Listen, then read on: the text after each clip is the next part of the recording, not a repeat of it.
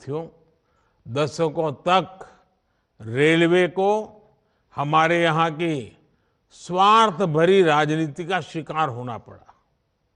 लेकिन अब भारतीय रेलवे देशवासियों के लिए ईज ऑफ ट्रैवल का मुख्य आधार बन रही है। जिस रेलवे के हमेशा घाटे में होने का रोना रोया जाता था, आज वो रेलवे परिवर्तन के सबसे बड़े दौर से गुजर रही है। ये सब कुछ आज इसलिए हो रहा है क्योंकि भारत 11वें नंबर से छलांग लगाकर 5वें नंबर की अर्थव्यवस्था बना। 10 साल पहले जब हम 11वें नंबर पे थे, तब रेलवे का औसत बजट 45,000 करोड़ रुपए के आसपास रहता था। आज जब हम 5वें नंबर की आर्थिक ताकत है, तो इस वर्ष का रेलवे बजट 2.5 लाख करोड़ रुपए से अधिक का है। आप कल्पना कीजिए, जब हम दुनिया की तीसरी बड़ी आर्थिक महाशक्ति बनेंगे, तो हमारा सामर्थ्य कितना अधिक बढ़ेगा। इसलिए मोदी भारत को जल्द से जल्द दुनिया की तीसरी सबसे बड़ी अर्थव्यवस्था बनाने के लिए जी जान से जुटा है।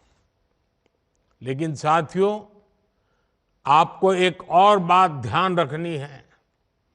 नदी नहर में पानी चाहे कितना भी क्यों ना हो, अगर मेड़ टूटी हुई हो तो किसान के खेत तक बहुत ही कम पानी पहुंचेगा। इसी तरह बजट चाहे कितना भी बड़ा हो, अगर घोटाले होते रहें, बेईमानी होती रहे, तो जमीन पर उस बजट का असर कभी नहीं दिखता। बीते 10 वर्षों में हमने बड़े बड़े घोटालों को, सरकारी पैसे की लूट को बचाया है। इसलिए बीते 10 वर्षों में नई रेलवे लाइन बिछाने की गति दोगुनी हो गई।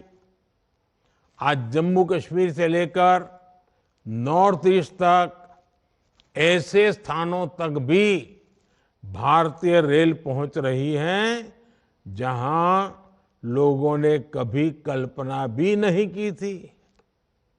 ईमानदारी से काम हुआ, तभी 2,500 किलोमीटर से अधिक डेडिकेटेड फ्रेट कॉरिडोर का काम हुआ है। यानी आपने टैक्स के रूप में, टिकट के रूप में जो पैसा दिया, उसकी पाई पाई आज रेल यात्रियों के हित में ही लग रही है। हर रेल टिकट पर भारत सरकार करीब करीब 50% डिस्काउंट देती है।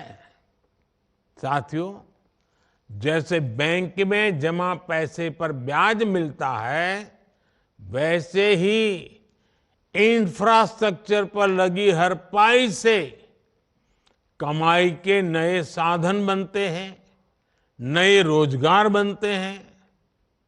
जब नई रेल लाइन बिछती है, तो मजदूर से लेकर इंजीनियर तक अनेक लोगों को रोजगार मिलता है।